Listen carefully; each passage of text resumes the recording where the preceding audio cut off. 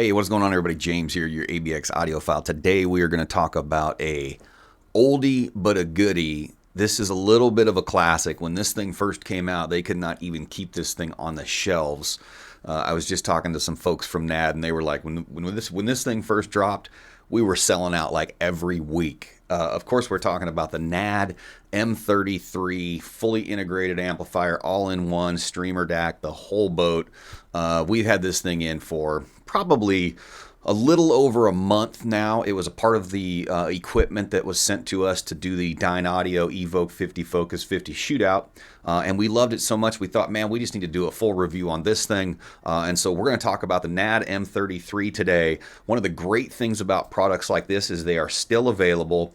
They're still maintained, updated. They've been proven and tested over time for quality, reliability, durability, all of this stuff. This thing is an absolute beast, and it looks really cool. You're going to want to stick around and check this out.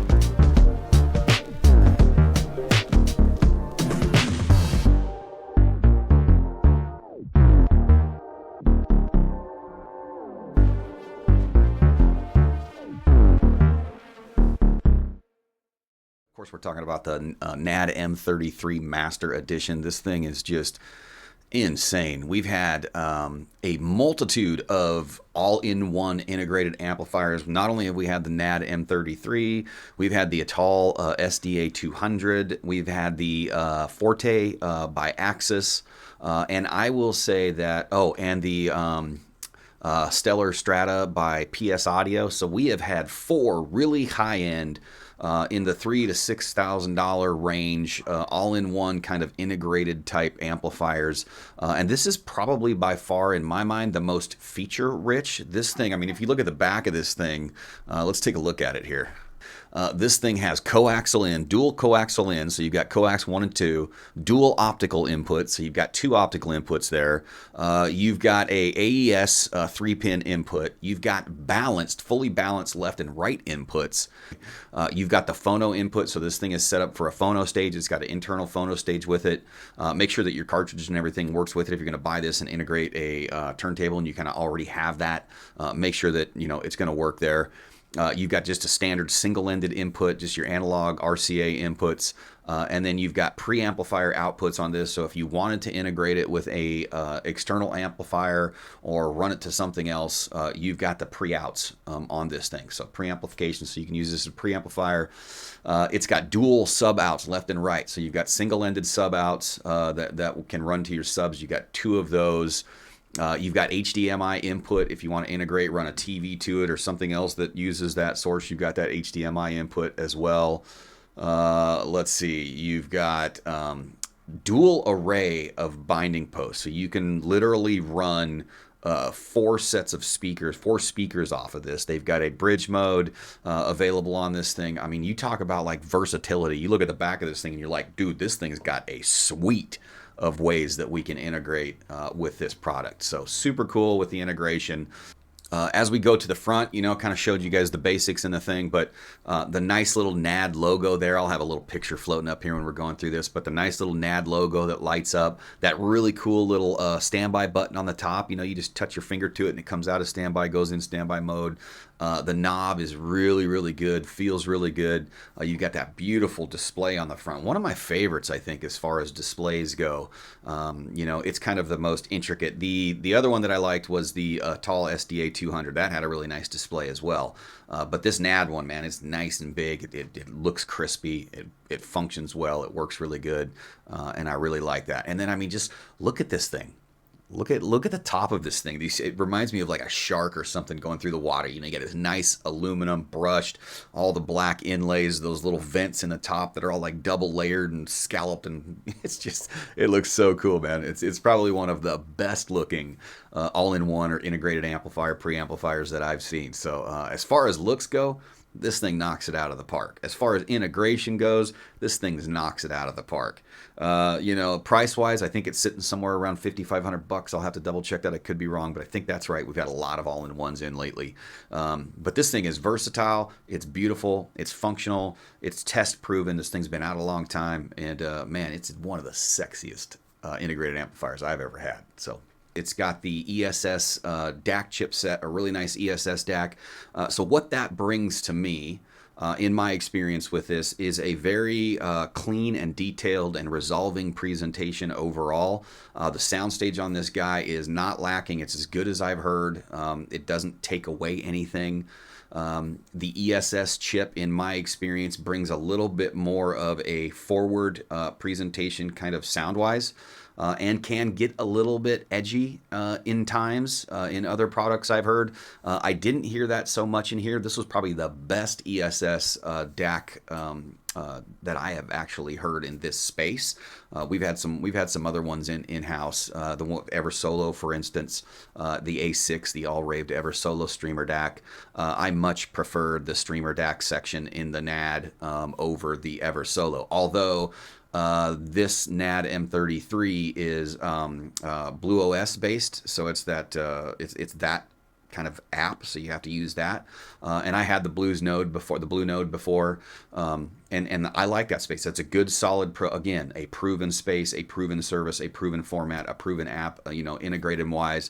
I probably still like the app on the Ever Solo a little better, but I like the Streamer DAC in this guy better than I do the Ever Solo. So that speaks a lot, because that Ever Solo DMPA6 was pretty raved about. It was talked about a lot, at $1,000 just for a Streamer DAC, and then just being one little component of this NAD M33, I think that speaks a lot, and a little older technology, as this M33's master has been out for a while. They got this Streamer DAC right in this thing. And if you like that Blue OS space, you're going to be even more happy. I've been through them all, all of the third-party apps, all of the native apps for some of the other streamers and DACs and integrateds we've had. I really like it. The Blue OS is a good, solid space. It functions well. It does what it's supposed to do, and it's deep enough. It's fluid enough, and you don't get the dropouts and stuff. It's got a lot of support behind it, so you don't have to worry about app integration. Rune, obviously, I run Rune, so that was just an easy no-brainer. Rune Connect, and just like bam, you're done. You're rocking and rolling. It was seamless and worked really, really well. That was kind of probably my favorite space, is that Rune integration. But that does come with a fee. So, but you can use a lot of different services with this guy. Make sure you go on their website, check it out. Ways that you can integrate with this.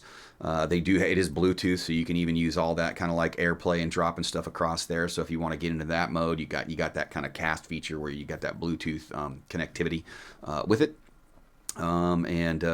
Really good in that space. All right, so as far as like move it up through kind of like the bass, mids, and the trebles. The bass in this thing is absolutely fantastic. The amplification section is awesome. You get with that Purify Class D amplification, super tight bass, nice and accurate. I mean, this thing is accurate, controlling. The bass isn't flabby or floppy like you can get from some other stuff. This Class D has really came a long ways, and this is a great example of how, when it's done right, it sounds really, really good. And trust me, we've had Orchard Audio GANFET $4,000 standalone amplifiers. So we have a good reference on, kind of what quality Class D sounds like. At the Atal SDA 200, again, Class D type modules with Class A output stage. These hybrids. Talking about the PS Audio Stellar Strata, another kind of hybrid, same type of Class D amplification with different output stages there. So we've got a lot of reference to draw on, and I think this one is a really good example of Class D done properly. Everything throughout the frequency range seemed nice. The mid-range vocals acoustical instruments, had nice texture and tone and detail to them, good layering and distance soundstage. That ESS, like I said, once you kind of get in that upper mid, upper treble, you start to get a little bit of that forward nature, but I think the ESS does it well. It didn't get grainy or sibilant or fatiguing in any way. Even with that little bit of forwardness, I think it maintained kind of its sweetness and its musicality.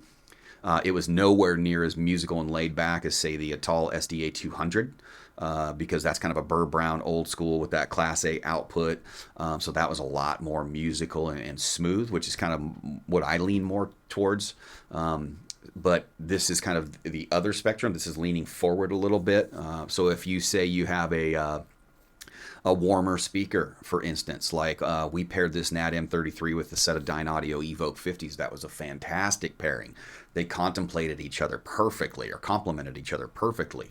If you pair this NAD M33 with, say, a set of Fortes or horns or something like that, you can get a little bit forward. I still didn't find it like sibilant and shrill. But if you're not into that super clean, super accurate space, I think the reason that a lot of people love this NAD M33 is for kind of that detail and that focus and that resolution.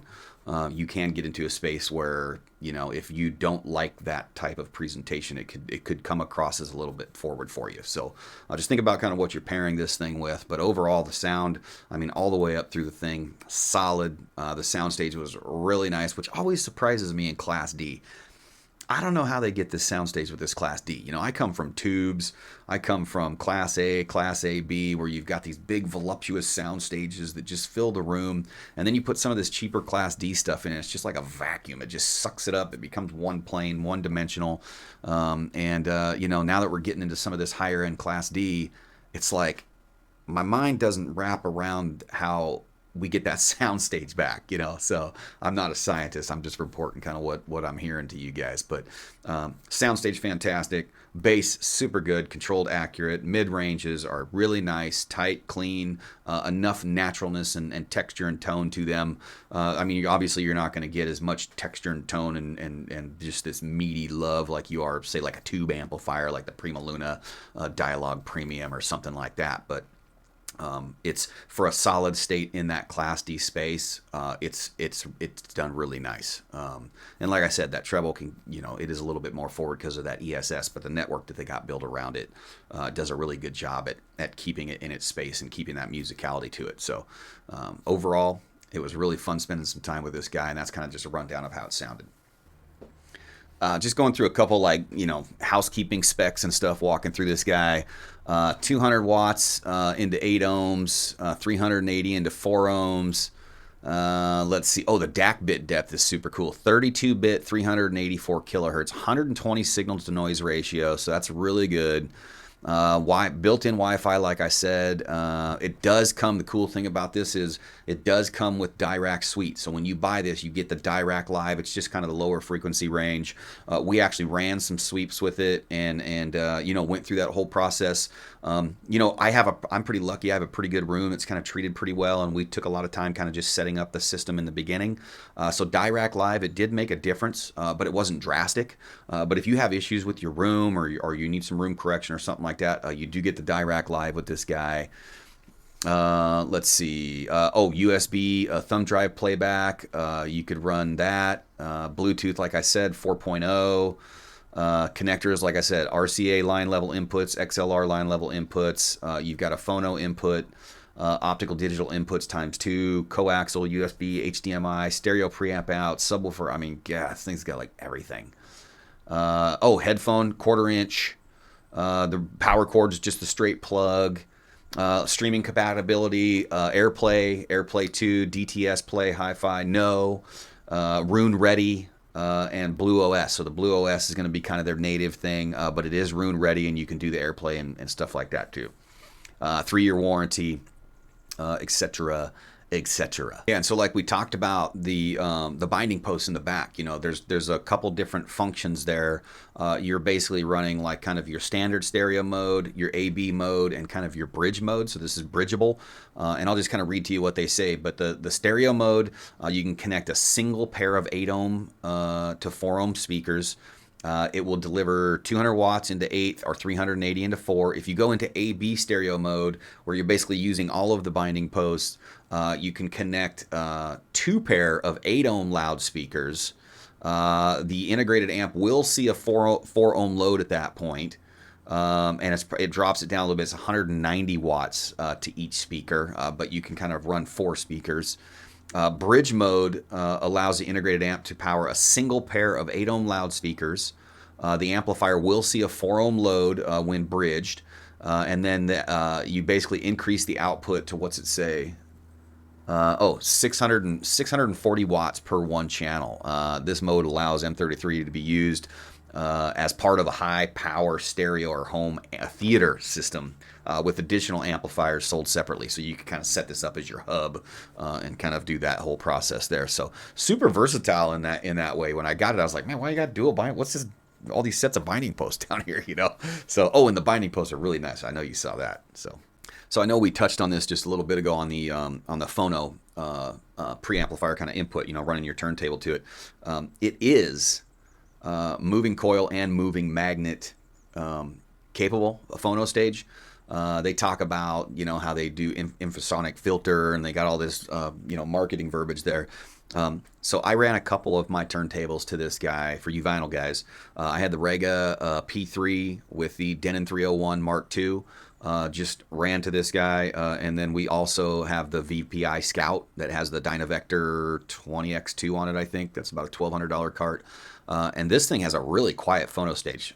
It really sounded good. I didn't get anything that was like, off the chart. I really enjoyed it. I felt like it let the sound of, my turntable and my cartridge and my mediums, the vinyl and, whatever pressing I was playing. I felt like it did a great job at, recreating that. So, when I talk about this thing in a sense that it's like absolutely versatile, I mean, just think about what you can do here. You set this thing on your shelf, you plug a power cord into it, and you run your speaker wires, and you're done. I don't have to worry about DACs. I don't have to worry about streamers. I don't have to worry about what interconnects are going to go between those and what those products are and how they are going to, have synergy with my preamp and my amp and all of this stuff and all of those cables and interconnects that go between those and how those things are going to all interact with each other, and yes, you lose a little bit of that like customizability, I guess, if you will. And I know we have this addiction to having all these black boxes and having this control and doing these little tweaks and these things that we love and think we like to do. But when you move up to this level of gear, this level of all-in-one integrated amplifier, I think it's on sale right now for $4,999, which is insane, from like $6,000 or something like that. When you step up to this level of all-in-one, you just think about that. $5,000 divided by 4. Streamer, DAC, preamp, amp. Right? So you've got some good quality parts. I mean, you're talking over $1,000, $1,500 for each section of this thing. I've had some $1,000 streamers and some $1,000 DACs that are fantastic, and we all know that. But to get all of this in a package, get that Purify Class D, get the performance and sound that we get that absolute great resolution, that nice forward presentation that's just full of detail and sparkle and air and space, for that price, and just be done. You mean I don't have to buy an amp? I don't have to buy a preamp? I don't have to, so if you think about that, you probably have that much in your system now, where you've got a $600-700 DAC and a $800 streamer, and maybe you've got a $1,500 preamp, and maybe you got a $2,000 amplifier, and you got all this stuff, and all of the cabling and interconnects, and I think I'd be hard pressed to put together a system for that price that would give that much performance, sound, functionality, integration. I mean, that's a hard proposition to ignore. I mean, think about that. So go buy one of these, $4,999, and you put together $4,999 worth of gear on your own, including all the interconnects and everything. That smokes it. I don't know, man. I think you might meet it. I think you might get something that maybe sounds a little bit better, or maybe tailored more towards your flavor. But man, that's going to be a hard shot right there. So, and that goes for any of these all-in-one integrateds that we've reviewed. We've done the SDA 200. We're doing the NAD M33 right now. We've done the Forte from Axis. We're getting ready to do the PS Audio one. So anyway, I hope you guys enjoyed that review. Appreciate you. We'll see you on the next one. I'm James, your ABX audiophile, and we'll catch you later.